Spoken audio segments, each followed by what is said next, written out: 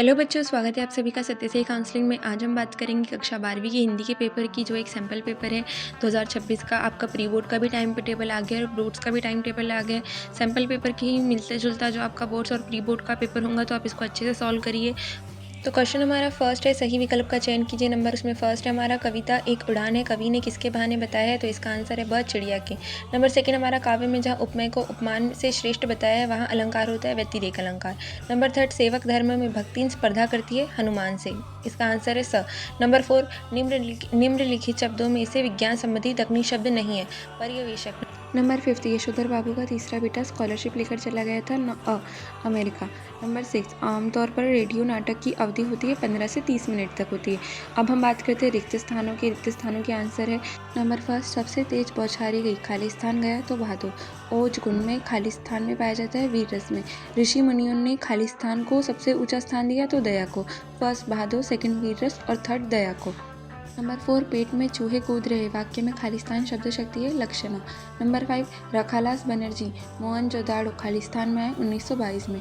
Number six, खाली स्थान कविता का अनिवार्य तत्व है तो छंद।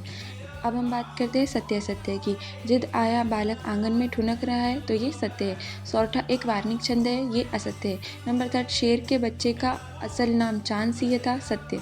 नंबर फोर, हंसना रोना पूर्ण पुनरुक्त शब्द का युग्म का उदाहरण है, तो ये असत्य है।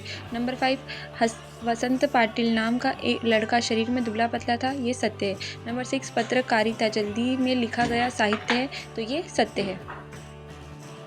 अब हम बात करते हैं सही जोड़ियों की। तो सबसे फर्स्ट है कबीर समान। कबीर समान कौन है? लक्ष्मी नारायण। नंबर सेकंड, नए बिंब नए प्रतीक, इसका हमारा है प्रयोगवाद।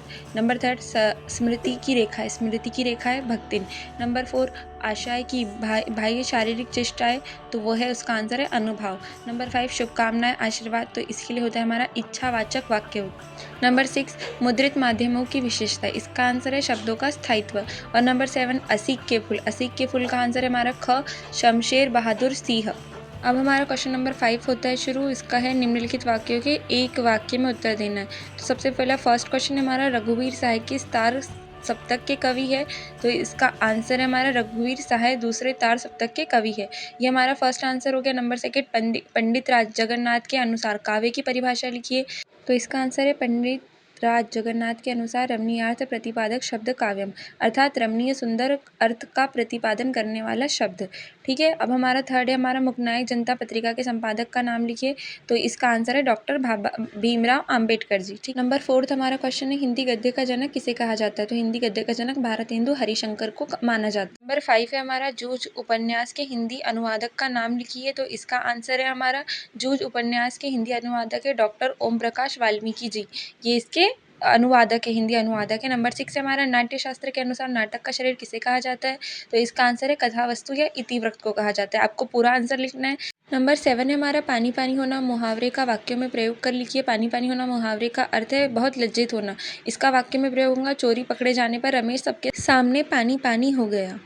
अब हम बात करते हैं क्वेश्चन आंसर की। क्वेश्चन नंबर 6, रीतिकाल की कोई दो विशेषताएं लिखिए। रीतिकाल की दो विशेषताएं निम्नलिखित है। अगर कहीं पर भी आपसे कोई विशेषताएं पूछी गई तो आपने हमेशा लिखना है निम्नलिखित है।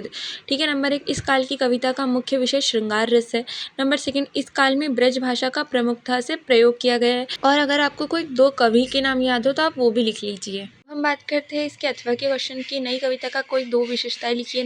तो सबसे पहले मैंने आपको बताया था निम्नलिखित लिखना है। और नंबर 1, इसमें व्यक्तिगत अनुभव और भावनाओं की अभिव्यक्ति को स्वच्छ रूप से प्रस्तुत किया गया है। नंबर सेकंड, कविता में यथार्थवादी दृष्टिकोण है, जिससे जीवन के यथार्थ को स्वीकार कर अभिव्यक्ति दी गई है। ठीक है। अब आप सभी आगे के क्वेश्चन देख लीजिए और इन सभी के आपको आंसर चाहिए तो आप मुझे कमेंट में बताइए। मैं फुल पेपर सॉल्व वीडियो बनाऊंगी, सिर्फ हिंदी का नहीं, बाकी सब सब्जेक्ट का। अगर आप कॉमर्स के फील्ड से है या आर्ट्स से है या एग्रीकल्चर से या मैथ्स से, सभी फील्ड का मैं आपको बना के दे सकती हूँ। और आपको जितने भी सैम्पल पेपर चाहिए आप मुझे बताइए, मैं बना के दे सकती हूँ। और आपको निबंध चाहिए या इंग्लिश में नोट मेकिंग और समरी कैसे लिखना है, या आपको एप्लीकेशंस कैसे लिखने हैं, लेटर कैसे लिखना है, ये भी मैं आपको बता सकती हूँ। तो आप ये वीडियो देखिए, आप मुझे कमेंट में बताइए आपको और क्या चाहिए। Thank you so much for watching. Please subscribe Satya Sai Counseling.